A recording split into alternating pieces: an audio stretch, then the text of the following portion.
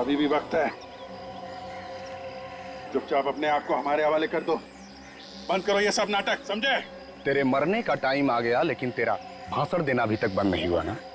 ऊपर जब ऊपर जाएगा ना तू, तो वहां तुझे बहुत सारे चोर लुटेरे मिलेंगे। उन्हें ही बैठकर सुनाते रहना अपनी ये कहानियां। हमें मारना क्यों चाहते हो? क्योंकि जब तुम दोनों को तड़प तड़प कर मरता हुआ देखूंगा, तुम्हारे अंदर जो बदले की आग है ना, वो शांत होगी। बदला? कैसा बदला? हाँ, तुम लोगों ने मेरे भाई को फांसी के तख्ते पे चढ़ा दिया और हम कुछ भी नहीं कर सके। कौन कौन था तुम्हारा भाई? जग्या। जग्या? जग्या तुम्हारा भाई था? हाँ, वही जग्या जिसका नाम सुनकर तुम्हारे पैर कांपने लगते हैं। न जाने कितने लोगों के घर उजाड़े हैं उसने, न जाने कितने बच्चों को अनाथ किया है। उसे फांसी नहीं होती तो क्या होती? फांसी से बढ़कर अगर कोई सजा होगी ना, वो मिलनी चाहिए थी उसे। दूंगा, उससे भी बड़ी सजा दूंगा। हाँ। ये जब चील कौए तुम दोनों को नोच नोच कर खाएंगे ना, तुम दोनों को ऐसी मौत मारूंगा कि आने वाले कई साल तक सीआईडी वाले इस बात को चाह कर भी भूल नहीं पाएंगे। इस गड्ढे में पड़े चिल्लाते रहना और अपनी मौत को आते देखते रहना। हिम्मत से काम ना कर। सीआईडी ऑफिसर की जिंदगी में कदम कदम पे मौत है। मौत से क्या घबराना। हम लोग जब सुबह घर से निकलते हैं तो मालूम थोड़ी होता है कि घर वापस लौटेंगे कि नहीं। हिम्मत से काम लो। काट रस्सी।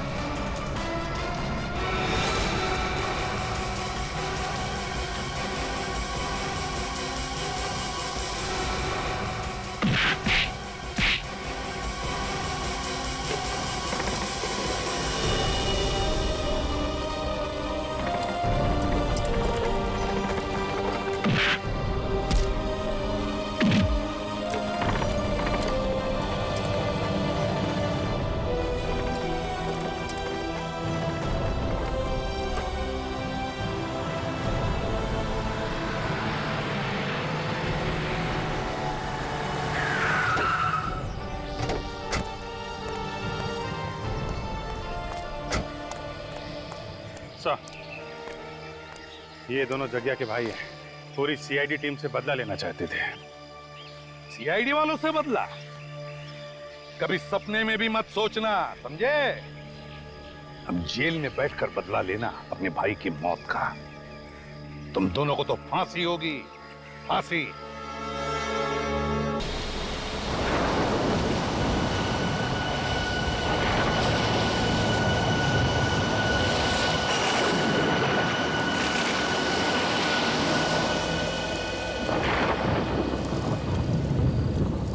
अभिजीत, ये गगन अब तक आया कैसे नहीं? पहले तो ऐसे कभी नहीं हुआ। पता नहीं सर, फोन करके उसने बोला था कि बहुत अर्जेंट काम है, अभी आके मिलो। काम तो वैसे जरूरी होगा, वरना ऐसे नहीं बुलाता हुआ। हाँ सर, जब भी फोन करके बुलाया है, कुछ काम की खबर दी है उसने। है खबरी, लेकिन बड़े काम का आदमी है सर, इसीलिए तो छूट दे रखी है अपराधियों के साथ रहने की।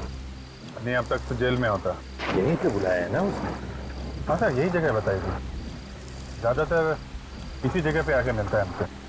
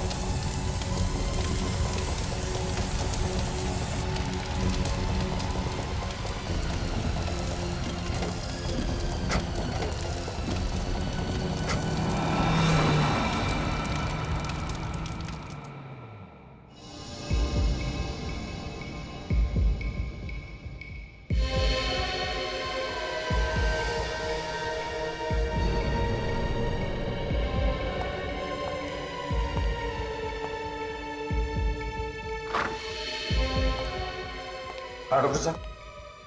आई एम सॉरी सर, मैं उसे बचा नहीं पाया।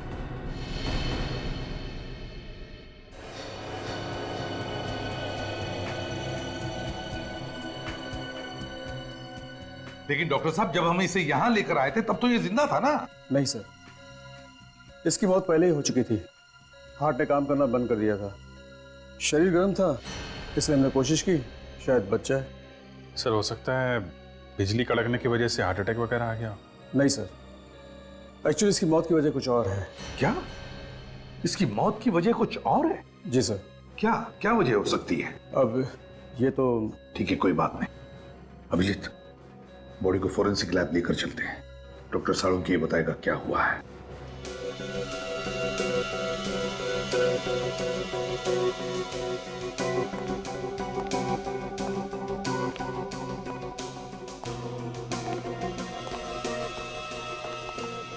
सर, अगर आसमान से बिजली इसके ऊपर गिरती तो इसके सिर्फ हाथ और पैर ही क्यों जलते? इसका तो पूरा का पूरा शरीर जल जाना चाहिए था ना। बिल्कुल तारिका, बड़े बड़े पेड़, बड़ी बड़ी बिल्डिंगें जल जाती हैं। इस आदमी का तो नामो निशान मिट जाना चाहिए था। साळुंखे, बिजली हमारी आंखों के सामने सामने गिरी इस पर, जलकर ये बेचारा बेहोश हो गया था। नहीं बॉस, अगर आसमान से गिरी हुई बिजली का करंट इसे लगता तो आप लोग इसकी लाश लेकर के नहीं आते, इसकी राख लेकर के आते। ऐश। मगर साळुंखे, बिजली का झटका तो लगा है इसे। हाँ, करंट तो लगा। ये कौन सी वाली बिजली है सर? ये किसकी आवाज? सर मैं बोला। इनकी तारीख? सर सॉरी सर, मुझे पहले बता देना चाहिए था। ये निखिल है, इंस्पेक्टर निखिल, सीआईडी में नया है। ओ, नया इंस्पेक्टर है। तो ये लैब में पहले ही दिन इसके चेहरे पर मुस्कुराहट क्यों, और वो भी एसीपी प्रद्युमन के सामने? तुम्हें मालूम है एसीपी प्रद्युमन के सामने अगर हंसना हो तो दीवार की तरफ मुंह करके सिर्फ 2 सेकंड के लिए हंस सकते हो, सिर्फ। अरे सीख जाएगा साळुंखे साहब, सीख जाएगा। क्या भाई, तुम्हें मालूम नहीं था? नहीं सर, सॉरी सर। क्या सॉरी सर? साळुंखे साहब के सामने हमारी नाक कटा दिया। सर मैं तो बस एक बच्चे, जब 2 सीनियर बात कर रहे हो ना तो बीच में अपनी चोंच नहीं डालनी चाहिए। बच्चा है सर, माफ कर दो। जल्दी से माफी मांग लेना, वरना साळुंखे साहब ये केस छोड़ के भाग जाएंगे। मैं जब जब यहाँ पे आता हूँ मुंह को ताला लगा के आता हूँ। ओह अच्छा, तुम कब से सुधर गए फ्रेडी?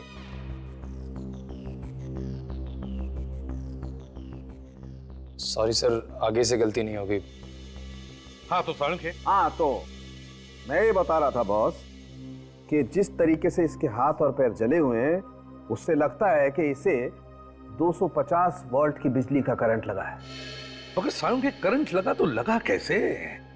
वहां पर तो कोई तार या कोई केबल भी टूटा हुआ नहीं था, बस सिर्फ एक बिजली का खंबा था। बॉस, इसके हाथ और पैर देखने से पता चलता है कि इसने किसी ऐसी चीज को पकड़ा था जिससे वो करंट इसके शरीर में आ गया और इसके हाथ पैर जल गए।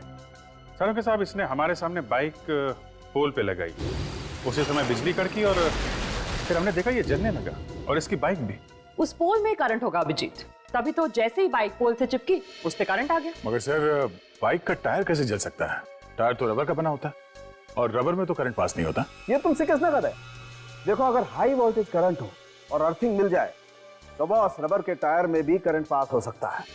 और वैसे भी अलग अलग किस्म के रबर होते हैं, है ना सड़ों के, जैसे स्टील बेल्ट रबर या कार्बन रबर। एग्जैक्टली।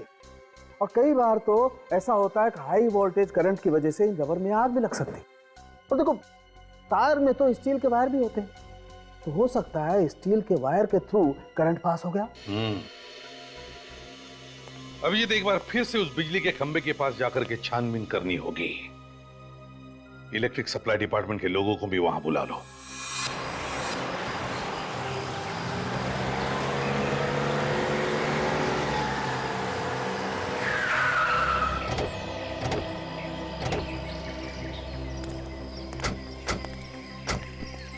आ जाओ जल्दी। चेक करो खंबे को।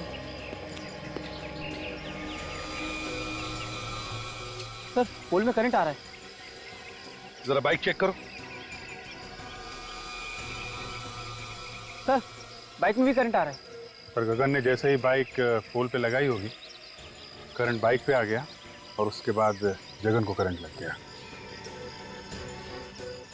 जरा जंक्शन बॉक्स खोल कर देखो।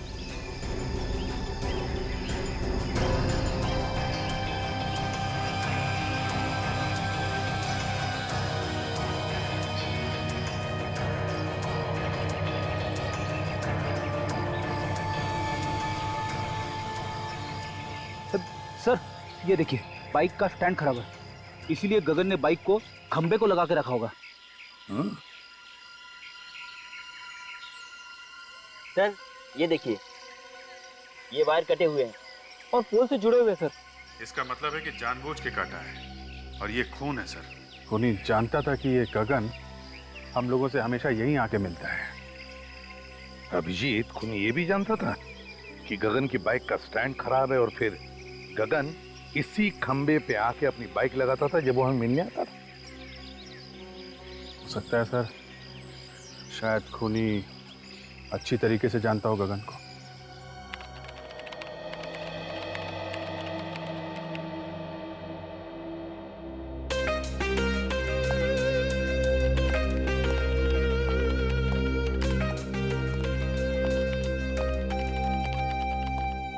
Hello sir. हेलो निखिल, तुम अभी नए हो, अभी तुमने फ्रेडी का कमाल देखा ही कहां है। ये लोग अगर सारा केस मेरे ऊपर छोड़ दे तो इस केस को मैं ऐसे ऐसे चुटकियों में सॉल्व कर दूं, चुटकियों में। सर वैसे भी मैंने आपके बारे में बहुत कुछ सुना है सर। अच्छा, फिर तो तुमने ये भी सुना होगा कि दयासुर को दरवाजा तोड़ना मैंने ही सिखाया है। अरे देखते क्या हो, मैं झूठ नहीं बोल रहा हूं। कभी कभी मैं थक जाता हूं तो उन्हें कह देता हूं दरवाजा तोड़ने के लिए, तो वरना दयासुर तो। सर दया सर के बारे में आप ऐसी बातें मत करिए। क्यों भाई, दयासुर को क्या पर लगे हैं? देखिए वो मेरे गुरु हैं और मैं उनके खिलाफ एक भी शब्द नहीं सुन सकता इस तरह के। अरे मैं तो मजाक कर रहा था। एक्चुअली मैं ये कहना चाहता था कि कभी कभी मैं भी दया सर की मदद करता हूँ दरवाजा तोड़ने के लिए। और सर गगन ऐसे मरने वालों में से नहीं था, अपराधियों के साथ रहता था वो, और मैंने उसे कई बातें सिखा रखी थी। हर दांव पेच मालूम था सर उसे, कोई ना कोई उसके पीछे पड़ा हुआ था सर काफी दिनों से। हाँ दया, और वो जो भी कोई है वो जानता था कि गगन हमको क्या बताने वाला है। सर कैसे भी करके ये पता लगाना चाहिए कि वो बात क्या थी। हो सकता है कोई बड़ी घटना के बारे में हो। हाँ सर, वैसे तो मुझसे 3-4 दिन बाद मिलने वाला था, मगर उसने फोन करके बुला लिया मुझे। कोई तो बड़ी बात थी सर। गगन का रिकॉर्ड है ना हमारे पास? हाँ सर। बस तो देखो किन किन लोगों को जानता था, उन्हीं से हमें पता चलेगा। सर उसके परिवार वालों से भी पूछताछ करते हैं। हाँ भैया, परिवार वालों से भी पूछताछ करो, उसके फोन रिकॉर्ड चेक करो, देखो वो किस किस से बात करता था, किस किस से मिलता था। जैसे भी हो हमें पता लगाना ही चाहिए कि यह किसका काम है।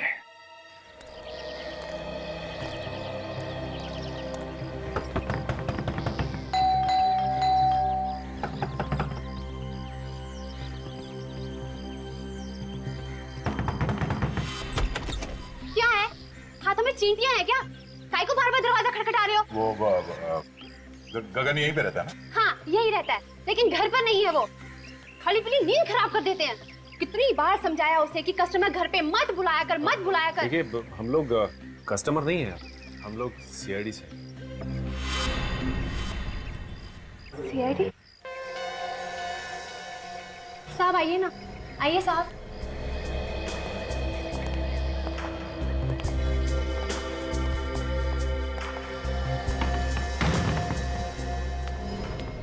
अब क्या हुआ साहब? मेरे पति ने फिर से उल्टा सीधा कुछ किया क्या? देखिए साहब, अब उसे सब कुछ छोड़ दिया है। अब तो मेरे मर्द ने प्लम्बर का धंधा शुरू कर दिया है। हमें मालूम है। तो फिर क्या हुआ साहब? देखिए आपके पति ने तो कुछ नहीं किया। तो फिर? वो बताइए ना, क्या किया मेरे मर्द ने? आपके पति की मौत हो गई, किसी ने खून कर दिया उसका। बेहोश हो गई, पानी लेकर निक जल्दी।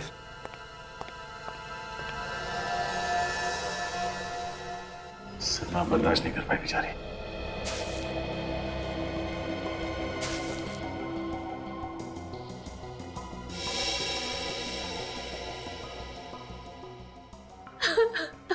देखिए जो कुछ होना था वो हो गया। गगन की मौत का हमें भी बहुत दुख है। खबरी था वो हमारा। खबरी बना के मरवा डाला आप लोगों ने उसे। मुझे पता होता तो मैं ऐसा काम उसे कभी नहीं करने देती। सीआईडी की मदद करना कोई गुनाह नहीं है। आप हमें ये बताइए कि कोई दुश्मन था गगन का? मेरे पति ने हमेशा सबका भला किया है। जिसके पास पैसे नहीं होते थे मुफ्त में काम कर देते थे उसका। ऐसे भले इंसान का कोई दुश्मन कैसे हो सकता है साहब? देखिए कोई ना कोई तो उसका दुश्मन जरूर था जो उसके पीछे लगा हुआ था। मतलब उसको कैसे पता चलता कि वो हमसे मिलने वाला था? देखिए अगर आपको मालूम है तो आप बता दीजिए, वरना वो दुश्मन आपके लिए भी खतरनाक हो सकता है। मैंने कहा ना ऑफिसर, उनका कोई दुश्मन नहीं हो सकता। अच्छा, आप पिछले कुछ दिनों में कोई मिलने आया था उसे?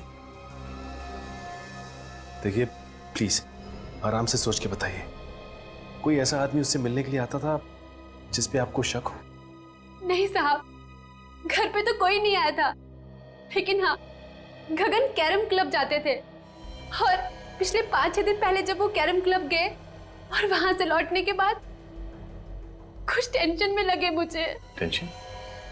किस बात की टेंशन थी उसे? मैंने पूछा उनसे कि क्या हुआ, मुझे बताइए, लेकिन उन्होंने कुछ नहीं बताया। बस कहा कि टेंशन है, बहुत जल्द सीआईडी से मिलना पड़ेगा। ये कैरम क्लब कहाँ पर है? हाँ जी हाँ जी, ये गगन के नाम से ही फोन है। मिल गया रिकॉर्ड? हाँ तो आप मेल कर दीजिए ना।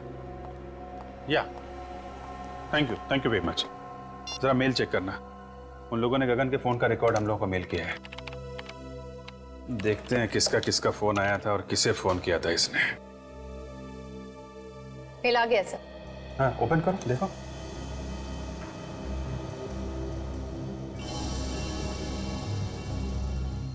ये नंबर तो, ये देखा, कई बार फोन आया इस नंबर से। हाँ सर, 20 बार आया है। 20 बार? हाँ दया, क्या खबर? क्या बोला गगन की बीवी ने? अच्छा, 6 दिन पहले कैरम क्लब से आया तो टेंशन में था। ओके, हाँ फोन रिकॉर्ड चेक कर लेता हूं। नहीं वो मंगा लिया मैंने। या ओके ओके। 6 दिन पहले ऐसे फोन आया था, उसके बाद से काफी टेंशन में था। 6 दिन पहले किसका फोन आया था? ये तो वही नंबर है जहां से 20 बार फोन आया था। जरा पता करो किसका नंबर है।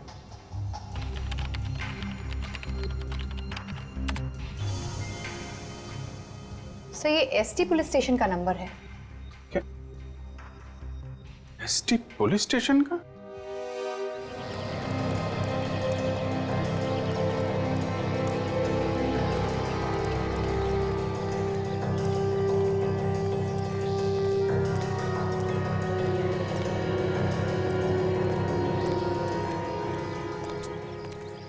भाई अरे रामू बैठा था आप लोगों को। लोग यहाँ खेलने के लिए नहीं आए, एक खिलाड़ी के बारे में कुछ जानकारी लेनी है। किस खिलाड़ी के बारे में पूछना है सर? गगन के बारे में। गगन भाई, हाँ वो आता तो है लेकिन आज नहीं आया है। कोई काम हो तो बताइए, आएगा तो मैं बोल दूंगा उसको। वो अब कभी नहीं आएगा यहाँ। कैसी बातें कर रहे हो साहब? कौन है आप लोग? हम लोग सीआईडी से। सीआईडी? हाँ, गगन का किसी ने खून कर दिया। गगन भाई का खून कर दिया किसी ने? यहाँ उसके दोस्त कौन कौन है? डैनी और काका। इस वक्त कहाँ मिलेंगे दोनों? मिलेंगे कहाँ साहब? यहीं है।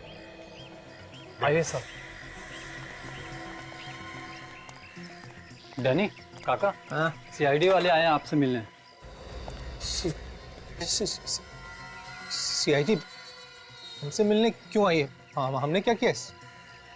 हमें गगन के बारे में कुछ जानकारी चाहिए थी। सर, उससे जो पूछ रहे हैं साहब, उसी से पूछो ना। जा गगन को उसके घर से बुला के ला। किसी को कहीं जाने की जरूरत नहीं है। जो कुछ पूछा जाए उसका साफ साफ जवाब दो, बस। अच्छा ये बताओ कि तुम दोनों गगन के अच्छे दोस्त हो ना? जी हाँ। गगन अभी कहाँ है मालूम है? नहीं सर। देखो, कल रात किसी ने गगन का खून कर दिया। खून? गगन का? किसने किया सर? 6 दिन पहले गगन तुम लोगों के साथ यहाँ पे आया था। 6 दिन पहले? हाँ, 6 दिन पहले वो हम लोगों के साथ यहाँ पे आया, लेकिन हम लोगों के साथ यहाँ से गया नहीं था। तो फिर किसके साथ गया? अपने किसी और दोस्त से मिलने के लिए बोल रहा था वो। ये तुम दोनों के अलावा उसका नया दोस्त कौन आ गया? साहब, तो हम लोगों के अलावा कौन सा नया दोस्त है हमें तो नहीं मालूम, पर हाँ, हम लोगों के चले जाने के बाद वो काफी देर तक यहीं बैठा था। उसके बाद सर उससे कौन मिला, क्या हुआ, कुछ नहीं पता सर। अच्छा ये बताओ कि तुमने यहाँ पे गगन से मिलते हुए किसी को देखा क्या? आप मिलते हुए नहीं देखा मैंने भी, काफी देर तक बैठा रहा यहाँ पर। अच्छा, उसका यहाँ पे किसी के साथ झगड़ा था? हाँ सर, था। जीतू और गगन में आपस में नहीं बनती थी, 36 का आंकड़ा था साहब। जीतू कौन है? सर, हमने उसका नाम तो सुना है सर, लेकिन हम जानते नहीं कि कौन है वो। मैं जानता हूँ सर जीतू को, कई बार मेरे सामने झगड़ा हुआ है उन दोनों का। जीतू ने धमकी भी दी थी जान से मारने की गगन को। सर कहीं जीतू ने तो नहीं? ये जीतू कहाँ रहता है, जरा उसका एड्रेस है ना? सर बोरीवली में कहीं रहता है। सर आप लोग यहाँ क्या हो सर? गगन नाम के आदमी को जानते हो? गगन? हाँ, ये उसकी फोटो है। नहीं सर, इस आदमी को मैंने पहले कभी नहीं देखा। इस गगन को यहाँ से, इस पुलिस स्टेशन से कई बार फोन किए गए हैं। यहाँ से? हाँ। आप में से किसी ने गगन नाम के किसी आदमी को फोन किया था? नहीं सर। गगन के फोन रिकॉर्ड में यहाँ का फोन नंबर है, फोन तो यहीं से किया गया है। पता नहीं सर। तो याद कीजिए, कोई बाहर का आदमी हो सकता है, यहाँ तो बहुत लोग आते जाते हैं। जी नहीं सर, बाहर का कोई भी आदमी फोन को हाथ नहीं लगा सकता। फिर तो कोई यहीं का आदमी है जो खूनी के साथ मिला हुआ है। अगर तुम में से किसी ने गगन को कॉल किया है या उसके बारे में कुछ भी जानते हो तो मुझे बता दो, अभी भी वक्त है। नहीं सर, हमने नहीं किया। नहीं सर, मैंने फोन नहीं किया। तुम जा सकते हो। सर ये तीनों नहीं बढ़ते हैं, मुझे उन्हीं पर शक था। कोई बात नहीं, अगर कुछ पता चले तो हमें बता देना। Okay sir. तो बिना फोन किए तो नंबर आएगा नहीं, और ये लोग कह रहे हैं फोन नहीं किया।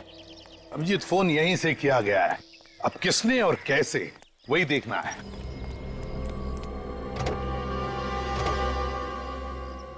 सर, हाँ सर, लगता है पता चल गया कि फोन कहां से किया गया है। अच्छा, कहां से? वो देखिए सर, ये जंक्शन बॉक्स पुलिस स्टेशन के बिल्कुल पास में है। हो सकता है यहां से कुछ छेड़छाड़ की गई हो। हाँ अभिजीत, काम करो, टेलीफोन वालों को बुलाओ, पता चलेगा किसने क्या किया है यहाँ इस जंक्शन बॉक्स से। सर,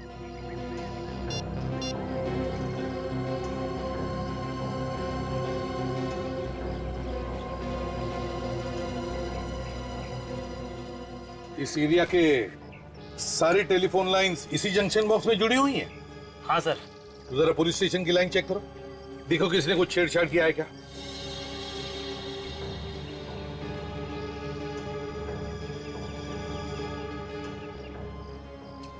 ये देखिए सर, ये तार टूटा हुआ है। तो इसका मतलब है अभिजीत खूनी ने इस वायर को तोड़कर दूसरी वायर लगाकर फोन किया और फिर पहले जैसी जोड़ के रख दी है। मगर सर इतनी सारी लाइंस जा रही है यहाँ से, तो फिर खूनी को कैसे पता चला होगा कि कौन सी लाइन पुलिस स्टेशन की है? हो सकता है टेलीफोन डिपार्टमेंट का कोई आदमी मिला हो उससे। नहीं सर, आप हमारे ऊपर ऐसा इल्जाम नहीं लगा सकते। तो फिर ये कैसे हुआ? ध्यान कैसे नहीं गया तुम्हारा? ताला टूटा हुआ है, वायर कटी हुई है। सर हम लोग महीने में एक बार चेक करने के लिए यहाँ पे आते हैं। पिछले महीने आए थे तो सब कुछ ठीक था सर। तुम लोगों के अलावा कोई और आता है ये चेक करने के लिए? नहीं सर, ये एरिया हम दोनों ही देखते हैं। अभिजीत, एक बात समझ में नहीं आ रही है, खूनी ने यहीं से फोन क्यों किया? शहर में इतने सारे पीसीओज है, जंक्शन बॉक्सेस है, यहीं से क्यों? सर हो सकता है खूनी इसी एरिया का हो, आसपास का रहने वाला। इस एरिया में तो जीतू भी रहता है जो गगन को जानता है, कहीं उसी ने तो फोन नहीं किया? काजल, ये जीतू गगन को सिर्फ जानता नहीं है, बल्कि उसने उसे जान से मारने की धमकी भी दी है। जान से मारने की। जीतू से मिलना पड़ेगा अभिजीत।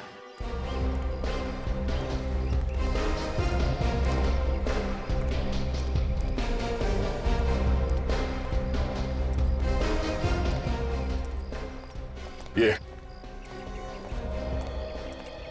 अरे दादा, ये जीतू यहीं पे रहता है ना? हाँ, यहीं रहता है क्या वो घर पे?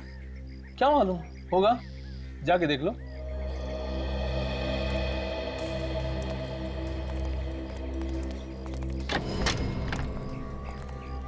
जीतू। हाँ, क्या हुआ? बस तुझसे मिलने चले आए। आप लोग हैं कौन? तेरे दूर के रिश्तेदार हैं, तुझे साथ ले जाने आए हैं। अरे भाई साफ साफ बताओ, कौन हो तुम लोग? सीआईडी। सीआईडी? हाँ। गगन का खून क्यों किया तुमने? क्या गगन का खून हो गया? अब ये एक्टिंग वैक्टिंग खत्म हो गई हो तो आगे बढ़े। हाँ, क्यों मारा गगन को? सर मैं गगन को क्यों मारूंगा?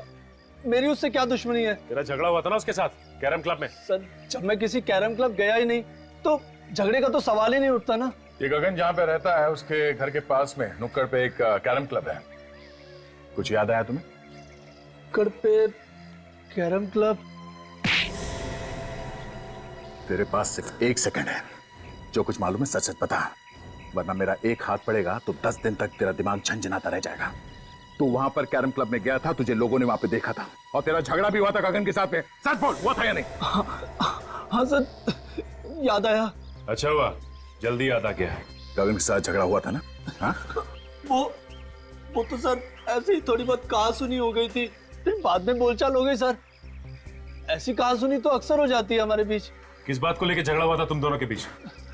वो सर, पहले मैं गगन के पड़ोस में रहता था, तो इलेक्ट्रिसिटी के बिल को लेकर थोड़ी सी कहा सुनी हो गई थी। सर छोटे मोटे इलेक्ट्रिसिटी बिल के लिए कोई किसी को मार सकता है क्या? नहीं।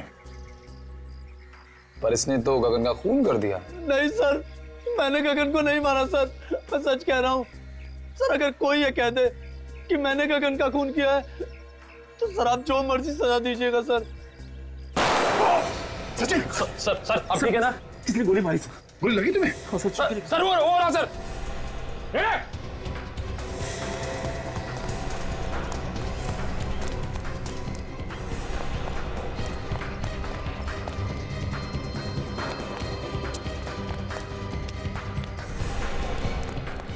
देखो तुम यहां से जाओ।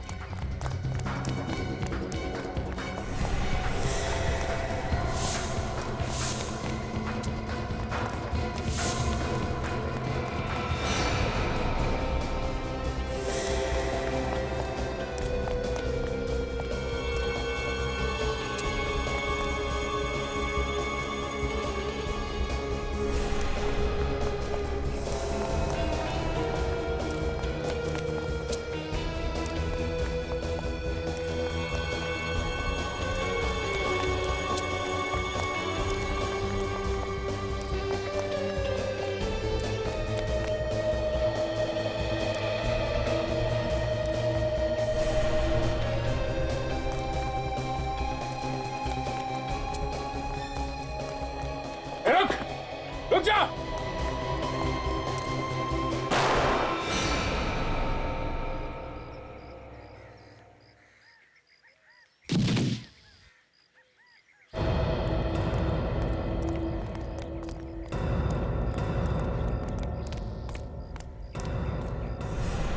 पलटो इसे।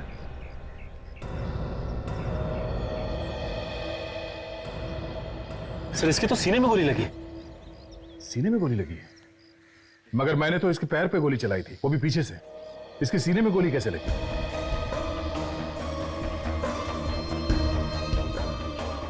हाँ सर, अगर पीछे से गोली लगी होती तो इसकी पीठ में कहीं कोई निशान होता, लेकिन पीठ में कोई भी निशान नहीं। सचिन, किसी ने सामने से गोली चलाई है। देखो आसपास कोई छुप के बैठा है क्या? जल्दी।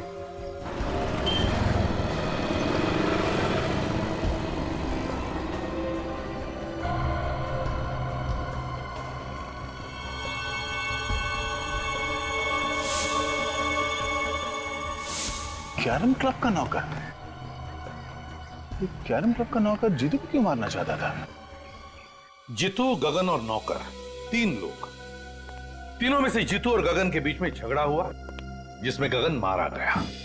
फिर नौकर ने जीतू को मारने की कोशिश की और खुद मर गया। लेकिन समझ में नहीं आ रहा कि इन 3 लोगों में चक्कर क्या है। सर ऐसा लगता है इनके पीछे कोई चौथा आदमी भी है, जिसने नौकर से जीतू पे हमला करवाया। मगर नौकर फेल हो गया तो पकड़े जाने के डर से उसने नौकर को भी मार दिया। मगर सर उसे पता कैसे चला कि हम लोग जीतू के घर जाने वाले हैं? वही तो या ये जो भी आदमी है जो ये सब करवा रहा है, वही हमारे हर कदम पे नजर रखे हुए है। और वो जानता है कि जीतू उसके बारे में सब कुछ जानता है, और इसीलिए उसने उसे मारने की कोशिश भी की। सर अगर जीतू को मालूम होता तो हमें बता देता। काफी डरा हुआ था सर वो। सर एक बात समझ में नहीं आई, किस नौकर ने जीतू पर हमला हम लोगों के सामने ही क्यों किया? हमारे वहां पहुंचने से पहले और वहां से निकलने के बाद भी तो कर सकता था। ये भी तो हो सकता है कि उस नौकर को तुम लोगों को मारने के लिए भेजा होगा। सर अगर हम लोगों को मारने के लिए भेजा था तो दोबारा हमला करने से पहले 10 बार सोचेगा। लेकिन अगर जीतू को मारने के लिए भेजा था तो दोबारा हमला कर सकता है। सर गगन को खूनी ने फोन किया था पुलिस स्टेशन के जंक्शन बॉक्स से, ताकि शक जीतू पे जाए।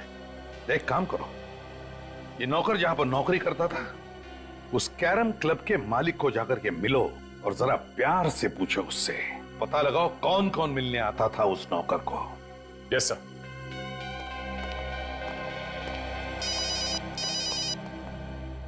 हेलो, क्या? कहां पे? ठीक है हम लोग आते हैं। क्या हुआ अभिजीत? सर ढलान रोड पे एक लाश पड़ी हुई है। लाश? नौकर के साथ में तो भी? धंधे की कसम साहब, वाकई मुझे उसकी करतूतों के बारे में कुछ नहीं मालूम साहब। जब तुम्हारा नौकर यहाँ पे 24 घंटे पड़े रहता था तो मालूम कैसे नहीं? नहीं साहब, 24 घंटे तो नहीं रहता था, कभी कभी बाहर घूमने फिरने भी तो जाता था। उससे मिलने के लिए कौन कौन आता था यहाँ पे? साहब मिलने तो बहुत से लोग आते थे, लेकिन ज्यादातर गुंडे टाइप के लोग होते थे। ओह, तो गलत कामों में पड़ा हुआ था, इसीलिए उसका खून हो गया। कल कोई आया था उससे मिलने के लिए यहाँ पे? सब मिलने तो कोई नहीं आया था।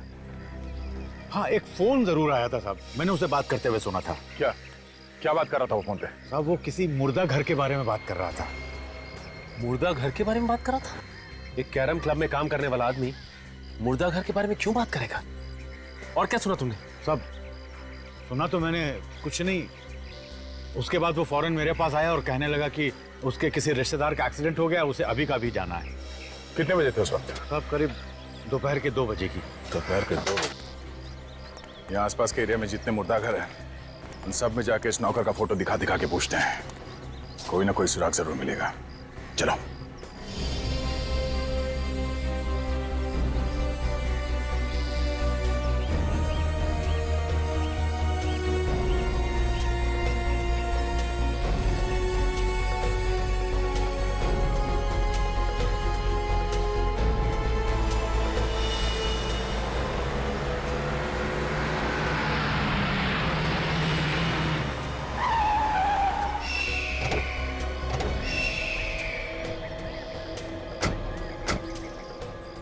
जिसने फोन किया है वो भाग गया है। यही तो प्रॉब्लम है, लोग पुलिस के पचड़े में नहीं पड़ना चाहते। सर एक्सीडेंट का केस लगता है। लेकिन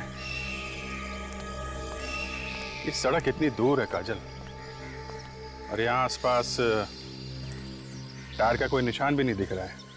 लगता तो नहीं है एक्सीडेंट है। तो सर ये लाश यहाँ लाकर डाली गई है? हो सकता है।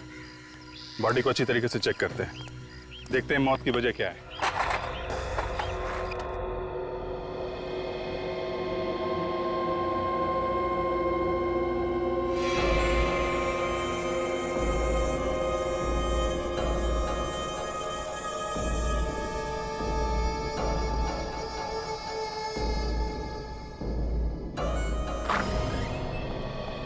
सर तुम यहाँ के इंचार्ज हो? जी मैं यहाँ की देखभाल करता हूँ। पर आप लोग? हम लोग सीआईडी से। आप लोगों को भी पता चल गया उस लाश के बारे में? लाश के बारे में? हाँ, आप उसी लाश के बारे में पूछताछ करने आए ना जो चोरी हो गई। चोरी हो गई थी? हाँ, चोरी हो गई थी, उसी के बारे में। साहब मेरा विश्वास करो साहब, मुझे पता नहीं साहब वो अचानक लाश कैसे गायब हो गई। लोग झूठ बोल रहे हैं साहब कि लाश मैंने चुराई है। मैं लाश क्यों चुराऊंगा साहब? तो फिर किसने चुराई लाश? मुझे पता नहीं साहब। पता नहीं मतलब?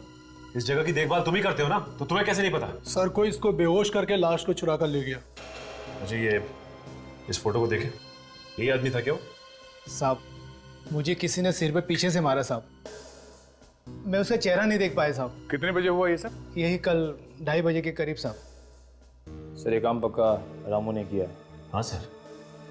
सर ये कैरम क्लब का मालिक बता रहा था कि रामू वहाँ से 2 बजे निकला और ये जगह वहाँ से 20-25 मिनट की दूरी पे है। पर रामू ये लाश चुराएगा क्यों? करेगा क्या उस लाश का? वैसे वो लाश थी किसकी? सब ये एक एक्सीडेंटल केस था तो इसकी शिनाख्त नहीं हो पाई थी। लाश की फोटो तो खींची होगी? हाँ साहब, फोटो है हमारे रिकॉर्ड में। ठीक है, फोटो लेके आओ। जी।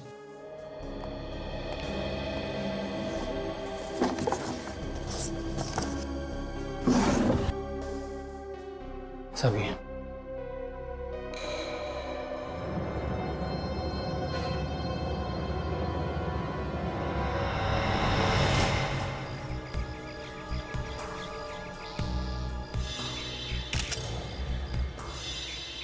तो ये एक्सीडेंट का ही केस, लेकिन ये एक्सीडेंट यहाँ नहीं हुआ है काजल। ये कैसे पता चला सर?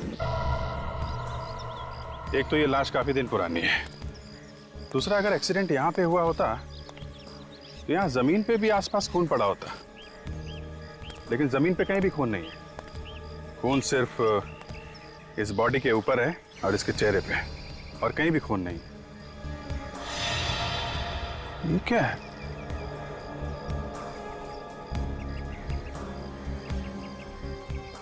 अंगूठे में धागा?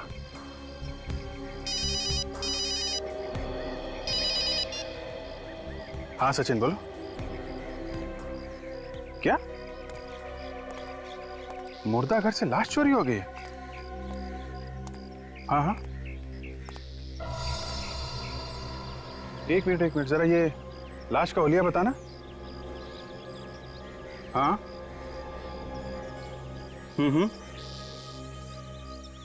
यार, जैसा हुलिया तुम बता रहे हो वैसी लाश हमारे सामने पड़ी हुई है और इसके पैर पे धागा बंधा हुआ है, वो जो मुर्दा घर में बांधते हैं ना पैर पे नंबरिंग के लिए, वैसा ही। हाँ, एक्सीडेंट की लाश है। ओह, ऐसा लगता है ये किसी की चाल है।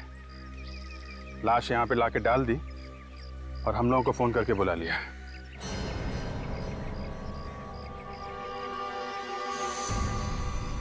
हेलो हेलो, अभिजीत साहब। हे! मोबाइल।